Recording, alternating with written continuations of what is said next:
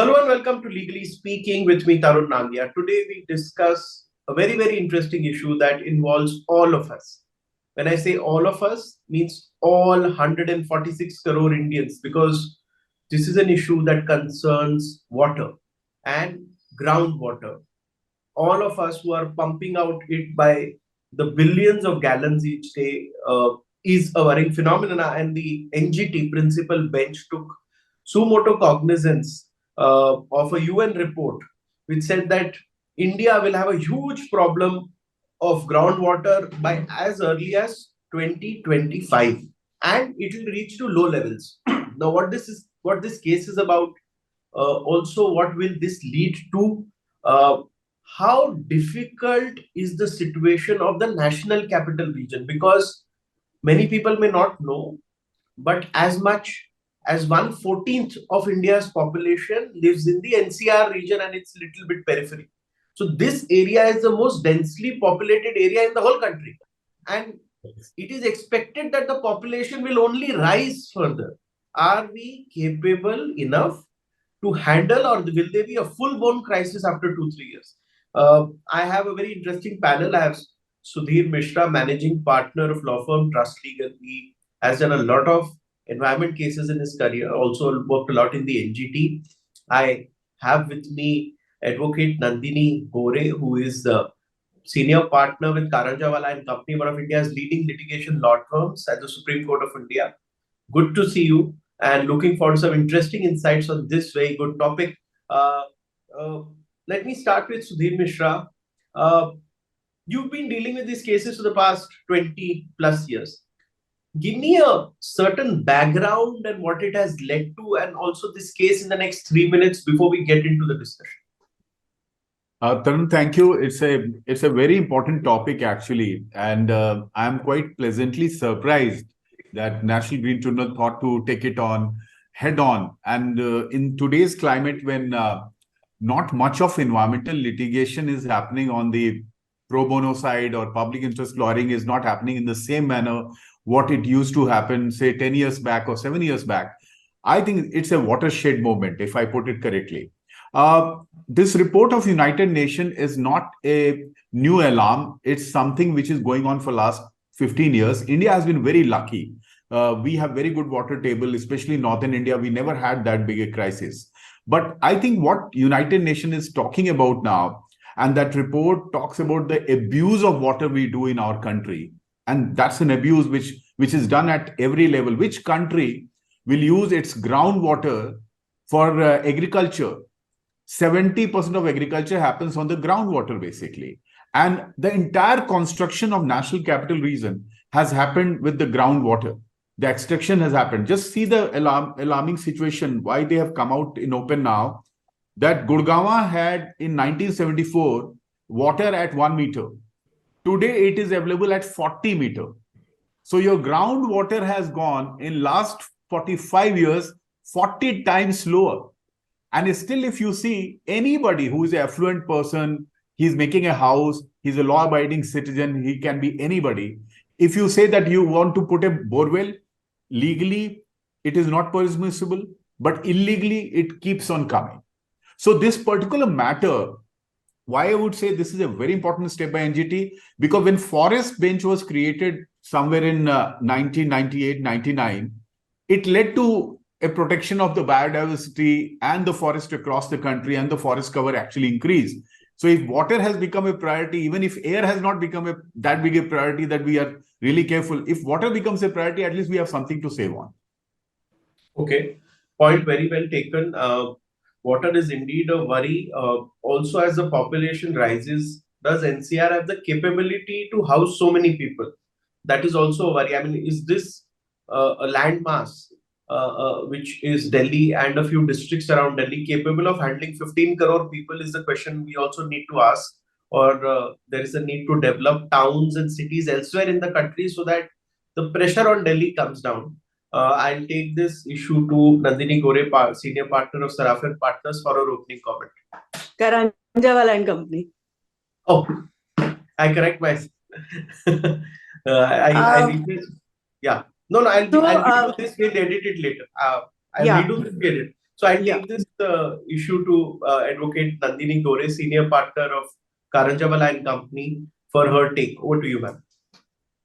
Thank you very much, Tarun. And I've heard Mr. Sudhir Mishra, and I've been practicing in Supreme Court for the last 25 to 30 years now. And I am surprised in our country, for everything we have to go to courts, or the court has to take cognizance. So from every stage, right from pollution, mining, diesel vehicles, when the vehicles were stopped, because I was part of that judgment, when at that time in the city, vehicles were playing on petrol, even the three-wheelers and two-wheelers and buses, and suddenly it happened that the air is polluted. And there was a study that lungs of people are like, if you go to the hill stations, the lungs are in pink in color, whereas if you do the proper colored pictures of the lung, they are black in color, in fact in newborns also. So those studies were shown to the court, and Tata Motors did a lot of job at that time, and we submitted many reports. Then the court took some very stringent steps. And mind you, in our country, when the court will take some steps, for 4 or 5 years, people will be guarded. People will be like, you need a school teacher or a hunter lady to do everything in our country. Now this water crisis is there. Already we are facing the air pollution. So why should we go to the court for everything? Why should the court take cognizance?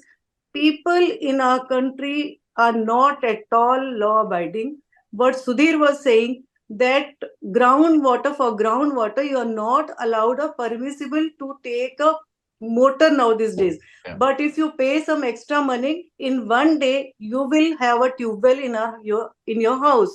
Now there is another problem which is giving it a different angle, and I was just thinking about this when the topic was given to me.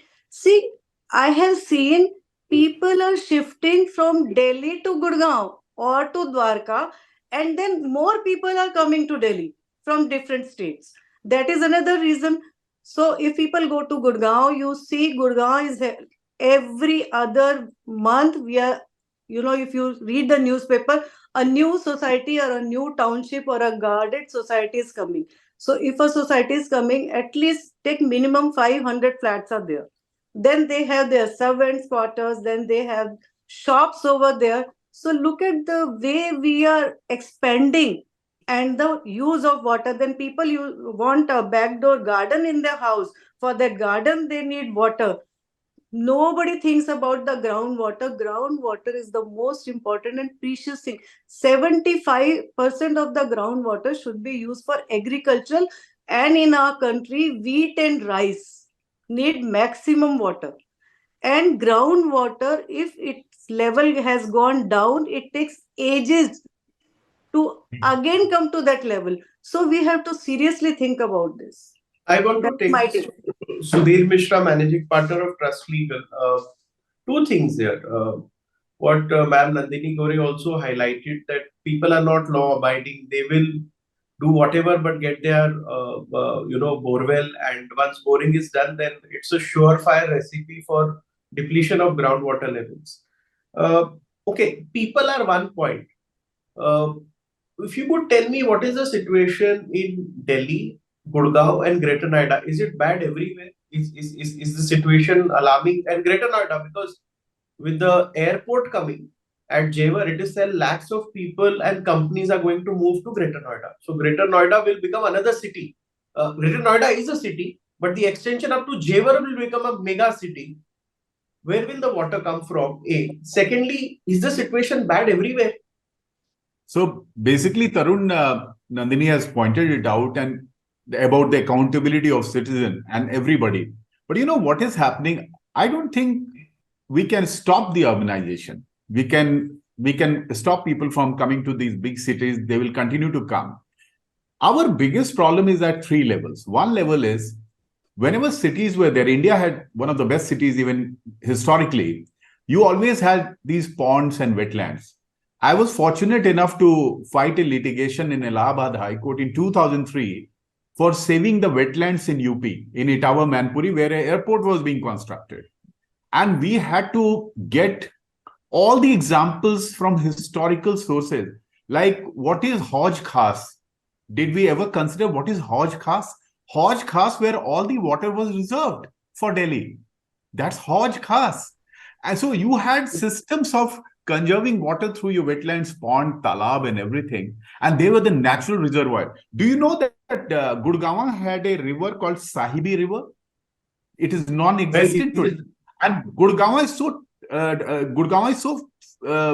I would say in such an advantageous position. It is on the foothills of Aravallis. Aravalli is the entire water which comes. If they use better technology of rainwater harvesting, they can conserve a lot of water. Now, I'll go one by one. Now, so far the Gurgaon is concerned, they have more golf courses and less of ponds and any natural water bodies. Your water comes from 70 kilometers in Sonipat through a man-made canal. And you have 18,000 illegal borewells for water, which Nandini also pointed out, 9,000 legal borewells. Come to Noida and Greater Noida, Tarun. You are naturally lucky there because you have a river going along these cities, Noida, Greater Noida, Yamuna Expressway. You have to prepare for the future because now they are saying that whatever piped water capacity you have today in India, because of the urbanization, because of our commitment to 5 trillion economy and so on and so forth, you are talking about doubling your capacity of piped water by 2030. You have 7 years only. How will you do it? So your ponds and all the reservoirs, you had a lake city called Bangalore. Has anybody seen any lake in Bangalore when you have traveled there? I was representing Credai in Karnataka, also in Delhi. I have been talking to them that when you talk about all these golf courses based townships, why can't you have ponds inside them and play the golf nonetheless? Yeah, I want to know one thing also. Now we take this to Ma'am Nandini Gore from Karanjawala and Company. Ma'am, this situation the NGT has taken up, but when there were Chennai floods recently, it was widely reported in the media that lakes were buried with sand or what you can say mud, and buildings were constructed on it. So when the rains happened, then water naturally had it came to that area, but there was a building, so it got flooded. So virtually on water bodies, commercial complexes, housing societies have been made. So this is not a Delhi NCR phenomenon. I think the whole of India has disregarded water and groundwater and its sources. So Tarun, what I personally feel, and I've done a lot of research, so let us start with sustainable development. And you know what, like we say that I have seen in many houses, let us start with the ground level, the minutest level at your home. I understand hygienically you need to wash your undergarments every day. Yeah. I have seen houses where, twice the washing machine will be run. All the clothes, right from towels, pillow covers, clothes, everything. So there is no need. There is a scientific report. If you read the UN report, it says a towel has to be washed once in 3 days, a bed sheet and a pillow cover once in 15 to 10 days. But in our country, early morning the washing machine or the washing boy will come and all the clothes will be dumped to her and the clothes will be washed. At least 10 buckets of water is used if they do by hand, and if they use the washing machine, a little less of water. So we have to start at the ground level, Tarun. And I have seen in rainy season in Gujarat, they have, like he was talking about, Mr. Mishra was talking about Hauj Khas. So it's called a hodi. People reserve water, groundwater, rainwater. Rainwater is cultivating. There are societies in Ahmedabad and in Baroda. I belong to Baroda. I have seen they have underground water reservoirs where they reserve the water. So I think, like we do, for example, I'm doing a lot of mediation. We say that let's start with the lower level. So start with the houses, societies, states, and the country. This is how you can do it. That is my take on it. Yeah, absolutely. Okay, so basically you're saying that if every person in his own house is wasting hundreds of liters of water a day. It is billions of liters of water wasted by urban India. Yes. Okay, point well taken. I'll take this to now Sudhir Mishra, Managing Partner, Trust Legal. Could you share with us, are we sitting on a time bomb that suddenly we all will be in problem after 2 years? Or do you think the NGT along with its orders and others will be able to solve this issue? Or do you think that the problem is now irreversible? We will face a problem, we can only lessen the intensity of the problem. Tarun, I think me and Nandini both have been talking the same thing. I am primarily worried about the citizen accountability now. You know that I had filed a air pollution petition in Delhi High Court in 2015 in my own name. It is still going on. It's tagged with court on its own motion. Sudhir Mishra was the Union of India. It's the main air pollution matter for Delhi High Court. You know, I don't think what she said was very, very pertinent, actually. You can't expect judicial orders to basically only ask the government agencies to do a particular thing, because in air pollution, we have largely failed on that model. Now, what is lacking here? You use 22 liters of water for a car wash. In a house, I'm talking about the apartments, it's a different story. You can't actually waste there. 10 people will come make a video now. What happens in a 200-meter house, 500-meter house, 1100-meter house in Noida, Delhi, New Friends Colony, Greater Kailash, Defense Colony? What happens there? Fresh water, which the government takes so much of effort, gives you subsidy, also tells you, vote for me, I will not charge for this water. Now, that's another gimmick happening. You use that water for cleaning your car. And then when you fly in a plane and go to London, and anywhere in London, if you can buy even one glass of water without money. Have you ever seen any city anywhere in the world where you all travel all the time, we all travel all the time, people washing cars in open? And why can't we just stop this? You just now multiply it by the numbers, 22 liters of water per car. That is the Center for Science and Environment data. That is number one. Now, what she talked about clothes, I never realized it that way. But absolutely bang on. That's the second. Gardening.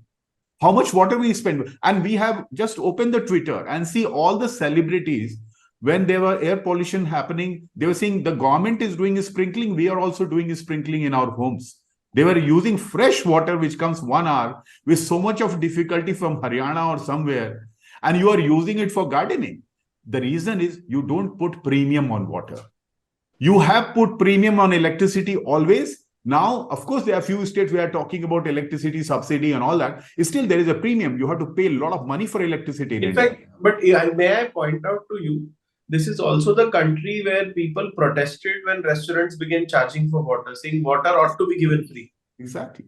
But my problem is our dual character, our contradiction. As a society, the swelling middle class, even if we make some examples, I tell you, I have been doing it. I have actually asked few neighbors of mine, आप ऐसे क्यों कर रहे हो? आप बाल्टी में भी you can take the water and clean your car if you really want to do it. So actually, this problem is much deeper now. Now, just see the example. I was representing a very prominent builder in Gurgaon, and I realized while trying to defend them in National Green Tribunal, I realized that how many tankers of water Gurgaon brings every day. You talk about those 30 crore apartments, they all are getting water through tankers from far off places. See the carbon footprint and other things, because there is no water in Gurgaon. Even your groundwater is not sufficient enough to give even 25 to 30% protection. So the problem is very acute. We are sitting on a time bomb. We need a water ethics. We need a water character. Air is something we can still play around. Water is something which Nandini very rightly nailed it, actually, that we need a campaign where the individual responsibility, then the multinational which comes to India and sees that, and we have seen in those NGT petitions, Tarun, where the same multinational in some other country handles water in a different manner. And when they are making beverages in India, they handle our water differently because they see that we don't respect our water.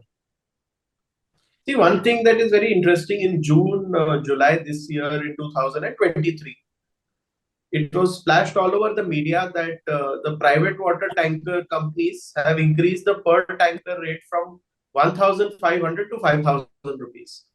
and the residents of Gurgaon were worried that they are having to pay through their nose to buy water. Yes. Uh, uh, I'll take this small intervention from you and then go to Nandini Gore. Do you think if this buying has started, this becomes a big problem in future? Because if the rates now go from 5,000 to 7,000 and 10,000, then Yeah. Tarun, uh, can I just yeah, please. interject?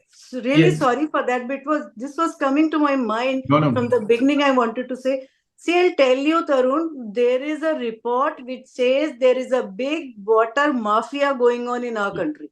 Yes. That's a report. Yeah. So Sudhir can just say. I'll just tell you something very interesting. Hmm. I don't know the real truth. Somebody told me the water mafia is so powerful that when Shekhar Kapoor had announced a movie on water, Yes. about the situation of water scarcity in Mumbai, and when he had announced, he had already done Elizabeth, a movie. He was one of the most Bandit Queen. He was very, very prolific. And then suddenly that movie was not made. It's a dark truth. It's a dark truth. 2008, there was a major crisis in the man-made canal which brings water to Gurgaon. It was breached by villages which come around that canal. And Gurgaon was not getting water for a few days. And people had to buy, Tarun, you rightly said, on astronomical prices, water for daily consumption. So your situation will not be different from those people who are in those underdeveloped states where you don't get piped water. You are getting water through tankers. They are put in your apartments and you get that water. The sooner we start respecting water, the way when we travel abroad and we really respect, at least I have been traveling and I'm realizing I want a glass of water or a bottle of water, how costly it is to buy anywhere in the world. So we have to respect that. And I'm very thankful, at least to one thing, that the court has taken it so seriously that a United Nations report is waking us up. But I would say that for last 30 years, you can see what is happening in South India, which is not that fortunate so far as the groundwater is concerned. So they are already facing those kind of crises and conflicts. Since the National Green Tribunal has now suo motu taken this up, I want to ask Ma'am Nandini Gore here that the Gurgaon Authority said that they are falling short of 7 crore liters. Uh, uh, 70 million liters. If I think I translate, it becomes 7 crore liters. So 7 crore liters is the supply shortage from the Gurgaon Authority end. So that is definitely being sourced through private tankers. So if 7 crore liters is what today the tankers are supplying, do you think that we are actually heading for a scary situation? Tarun, absolutely correct. We are sitting on a time bomb, and we had to, really work very, very hard. And the court has to work like a taskmaster, where they have to put certain guidelines.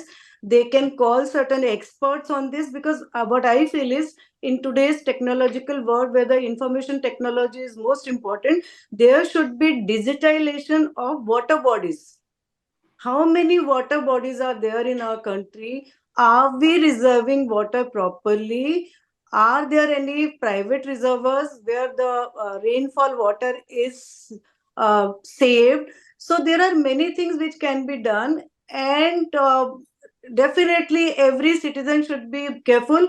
Even I feel that Gurgaon or Delhi or Dwarka, they can be divided into different parts, where one particular authority, the DGM or any authority, should be given the responsibility to see that how much water is reserved and how much water is wasted. At every level we are wasting. If I have seen people, they buy Bisleri water bottles. In fact, not only in our surroundings, but sometime in court, you drink half the water Yeah. and you throw the bottle immediately in the dustbin. The bottle is half filled, half vacant, but you will just throw, because you can buy. In India, it's so easy. Rightly so, Sudhir said that when you go to foreign countries, in the aircraft also you have to buy water. So unless and until the NGT gives certain stringent, guidelines, we are not going to improve. In fact, We need to be taken. I remember I had done a show when Justice Sanjay Karol the then Chief Justice of Himachal, went on a physical inspection, which is very rare. And Justice Karol found out in the inspection that time, if I remember it correctly, that commercial establishments were getting water supply. Residential areas in Shimla were not. So the residential apartment inhabitants, they came out on the streets, and the Correct. whole city came to a standing halt. They said, if the hotels can get, why can't we? We live here. And then, of course, none other than the Chief Justice of Himachal, which is Justice Sanjay Karol, he had to issue directions that there have to be equitable distribution of water. If businesses are getting it, hotels are getting it, people should get it. It's a matter of right. They are the original inhabitants of Shimla. So when you said that rackets and even sometimes local authorities can act in a manner which is very surprising, and unless in this country courts step in, there is no hope. So, do you think, Mr. Sudhir Mishra, that unless courts will step in, there is actually no hope? Yeah, because if you remember, it is 7 or 8 years back, Johannesburg, which is one of the most touristic place in the entire African continent, they had a ceiling even in five-star hotel that you will not have showers. You will get bucket water only. In the best of five stars also. Now tell me, in India, one good thing is there, and Nandi will agree, you will agree, that we go to these hotels. Now they write that, please, you don't want your towels to be cleaned or bedsheet to be changed. Please tell us. And they don't actually change it unless you really ask for it. Do they write that use your water properly while you are doing your brush, or using it in a big tub, or even using it under the shower? They need to put those things, because that is read by the children at least, and people who are sensitive, and it starts percolating downwards. So I would say one idea I have for the National Green Tribunal here, I don't know how do we communicate. Resident welfare associations across the country also have a mega structure now. They have an association on par. They should come and become a party there, or they should be asked to make a party, or we can try and make them a party there. And what it will do is, it will put citizen accountability. That is a very important thing. And Jal Shakti Ministry should also do something in the NGT and tell us what stops them from segregating the kind of water, what is there for irrigation, what is there for water supply, for drinking water, all those segregate, what is there for agriculture, how much recycled water we are using for our playgrounds, and what are the incentives there for the hotels to use for the water which is reharvested. Some good things are happened, Tarun. In Noida, Greater Noida, if you have a plot size of more than 250 meters, you have to have a compulsory groundwater system in place. Then only your maps are cleared now. It happened once we made our houses, and it's a very good step. I think many authorities in UP have started that particular thing, and it will create a culture, because you will start conserving some water. If you see that, one example could be that Noida, in fact, in 1980s had these huge wells, which actually used to recharge more water than the normal capacity. It's also an example to be shown. So I would say there are good examples in the country. We had one of the most beautiful lakes. Recently, I traveled, Nandini, to Gorakhpur, and I saw there was a Ramgarh Tal there, which was very neglected and not properly maintained. It's so massive. It has become now a major tourist attraction. So it becomes a tourist attraction. It becomes a supplier for fresh waters. So your ponds and wetlands have to come back.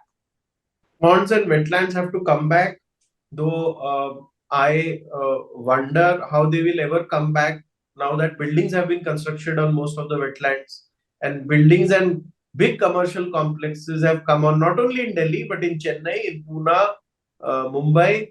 We know how mud is filled and buildings come up, and later when the flooding happens, we realize, oh, there was.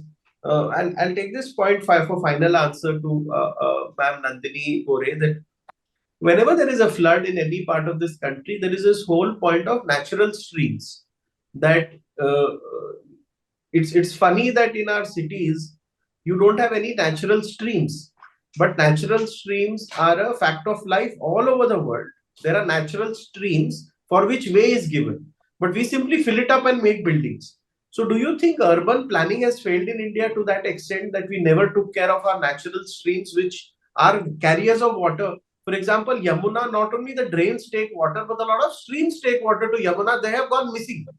Do you think there is some problem there with our urban planning? Yes, absolutely. There is a problem in our urban planning because you see, Tarun, the basic problem in our country is population, right? So number of people increasing, number of societies increasing. That is why you need water. Then you use the rampant use of water is there. So I personally feel that 2 3 points I have made, that in our country there is no concept of water audit. I Yeah. was reading in the newspaper today, for the last 7 years in Delhi, there is no water audit done. You pay your electricity bills regularly, but you don't pay a petty sum of 500 rupees or 1000 rupees per head for the water bills. What I have come to know, I was just talking to many people, they told me that somebody from the department will come and collect some money, so you need not to pay your water bill. People don't pay the water bill because they think government is giving us free, we should just use it. Hardly any amount is to be paid. So yes, there are no water streams. What we can think is, with the modernization and the technology and the techno engineering people in people who are doing research in water bodies, they can think about some private the artificial water bodies can also be built. But again, if those are built, they will be used like this only. There will be some construction of some office or some house, and maximum water is also used. Sudhir has taken a very important point. I just wanted to elaborate on that. That population is a different thing. Water is not equally distributed. For example, if you take a textile industry, an industry where they color the clothes, dyeing process is going on. So how much water is used there also? So that is why I'm saying that we should have proper planning of water, water resources, water bodies, and audit of water. For example, you do for financing, you do the audit. There should be some audit report on water also. That is my final take. Okay. I think we have 1 minute left to end. Do you want to add anything, Mr. Sudhir Mishra, or should we? No, I just wanted to say that schools are the best laboratory for any kind. Even on air pollution, the children never wanted to burn the crackers. Still, after the Supreme Court order, the crackers were all over the place. So I think children need to be, they are already cautious. Educated. They are already cautious. They actually remind us all the time. I think we need more and more exercise which educates the children and the schools, because they can only make a change in our ability to have the same rationale when we travel abroad or stay here. At least educated people can start with this. Yeah. For NCR, I have only one question left before I end the show, and we are going to do many on this series of shows on this now that the NGT has become active. Delhi has seen air migration. What is air migration? Because of air pollution. Yeah. I personally also myself know a lot of people have relocated. They nearby, they've gone to Mussoorie, people have gone to Shimla, people have gone to Nainital, different places, Dehradun. A lot of retired people have moved out of this city because of air pollution and they face certain ailments, and shifting out was the only answer. If this is the situation of water, will NCR see water migration? That people, because they are troubled with water, want to shift out, that the basic thing you need to live for life is not available, or you have to pay for it at a heavy price via tankers. Will it become a big problem for the city? But I think that problem is still some time away. I appreciate that both of you made time, joined us, and shared your insights. In the next show, we discuss some other issues related to groundwater, but appreciate your joining us. Thank you so very much. Thank you, Tarun. Thank you, Nandini. Thank you.